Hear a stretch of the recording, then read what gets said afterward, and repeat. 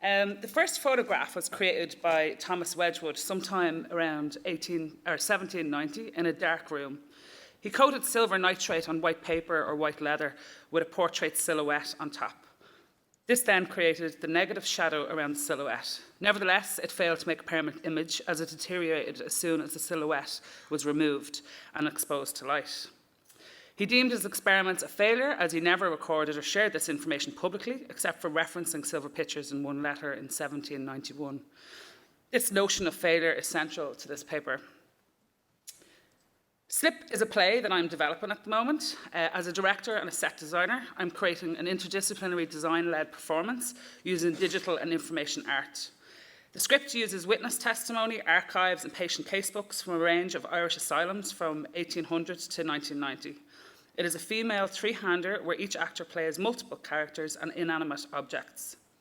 The focus of the performance centres on the everyday Irish asylum life, concentrating on people who are on the fringe of society and misunderstood. Digital move and image will be devised throughout the rehearsal process and projected on the playing space. The images used for the performance, together with the idea of freedom from what is known, is a concept embedded throughout the work. Hans-Joachim Müller discusses how failure is a form of art. One could also describe it as a cultural technique, a manner of enlightened awareness that rehabilitates the aesthetic principle by the very act of freeing it from the duty of having to be absolute principle at the same time. Müller celebrates failure as a form of freedom from what is not known.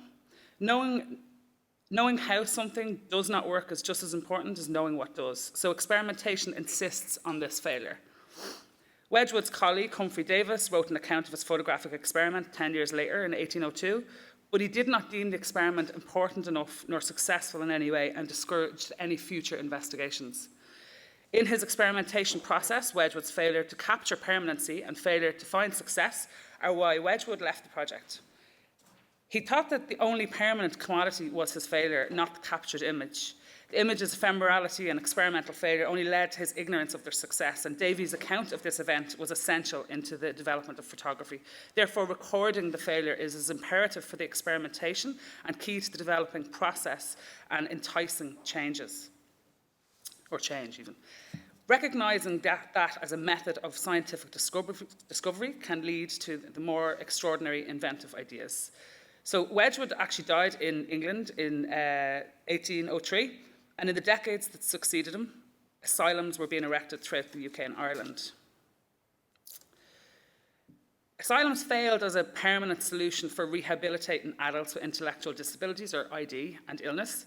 They had initiated progressive reform because people with ID and illness did need rest and rehabilitation, but the medical profession and staff did not understand their conditions yet. This is a video that I'm going to just press play on. So this is a video that I'm just going to play in the background as I talk. So these are our three actors that last year we experimented for 3 days with various animations. And what you're watching here is just an audio visualizer that's responding to the actors' voices, but I've slowed it down just for this presentation. So throughout the Slip script are references to the word rest, to portray an institutionalised shunning of people with depleted mental health and well-being. And throughout the performance, we will be working with musician Deirdre Armstrong, and she'll play a variety of instruments to reflect the play's imagery, with her soundscape being composed, inspired by archival data. Projected imagery will be incorporated into the performance as a fifth actor on stage. So storytelling attempts to recreate fictional and historical accounts of the experiences of what took place in these buildings in their most authentic form of representation, as the creative team might understand it. So by repeating these stories in the site that they potentially took place, the production seeks to provide an immersive audio-visual experience that represents accounts of this history inside the sites as close to what happened as possible. However, Gilles Deleuze theorises that nothing is repeated precisely as it is originally, and difference is always contained between each repetition.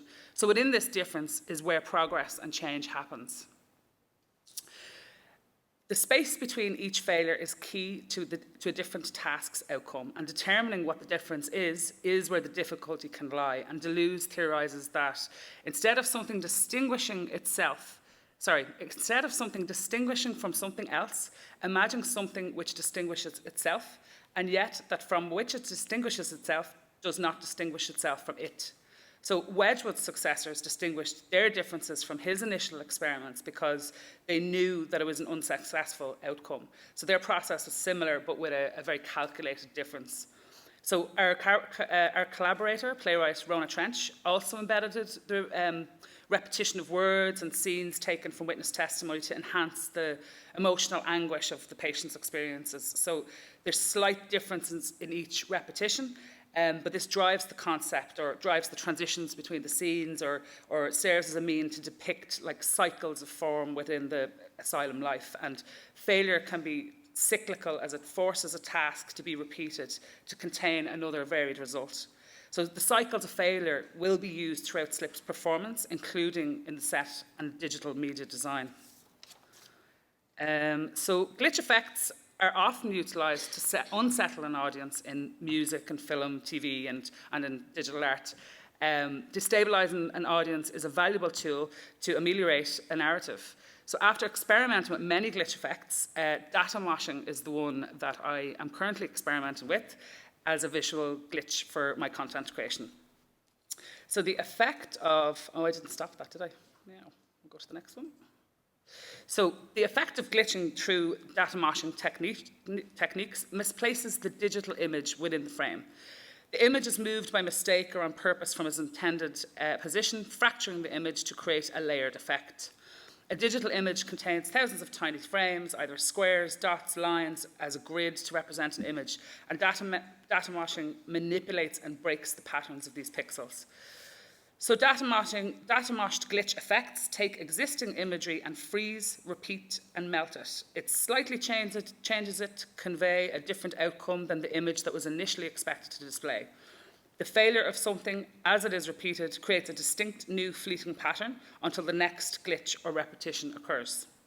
For SLIP, I searched for a way to manipulate images using an effect that was not as obvious as some of the more popular glitch languages already established, but something that speaks to modern glitching but has the quality of a naturalistic art, such as an oil painting or curves and lines or thick textures, blurred images, were kind of all integral to finding an error to add to our images.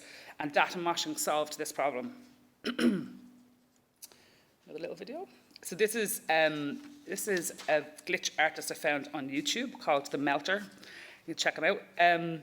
So this data moshing creates a melted moving image while still retaining straight lines and pixelated edges, resulting in what appears to be a melting painting within a cracked digital image. The data moshed images will change, melt, warp, mesh, mosh, pixelate throughout the performance at chosen short fleeting intervals. When we begin our second stage of play development next week, I have 2 theatre technicians that I'll be working with on data moshing footage of the actors, and we'll also play around with shooting objects as props, such as props, images, archives, and data. And then we'll bring in the actors, the musician, and the playwright into the rehearsals to workshop all the projected images within their live performances. So we'll be building a glitch, cause and effect language. Throughout the script, data moshing will be utilised when there are transition scenes that deal with elements of forms of slips of paper that are constantly having to be filled out by patients and their families. These slips of paper denote a systematic failure and how patients were merely a name in a file, a casebook entry, or a number on an online archive. The forms to be filled out create tiny moments of hope for the characters and their monumental moments of failure. These moments pass and the everyday asylum life continues. Using data moshing will portray a visual failure to enhance the performance until the moment passes and their normality can resume, either with hope or with anxiety. The effect of displacing an image within a system of images mirrors the lives of asylum patients. Asylums made people invisible, writing them out of their family history, misplacing them behind these walls.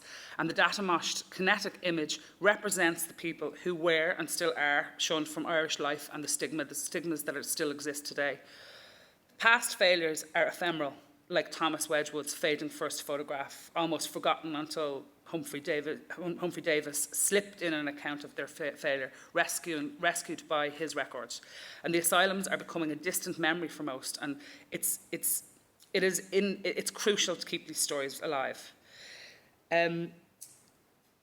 William Desmond posits that the modern cult of success refuses to integrate failure back into success. However, the data-moshed ephemeral failure as an artistic form of experiment within a historical context. It has the power to marry the old story with a modern audience. Thank you.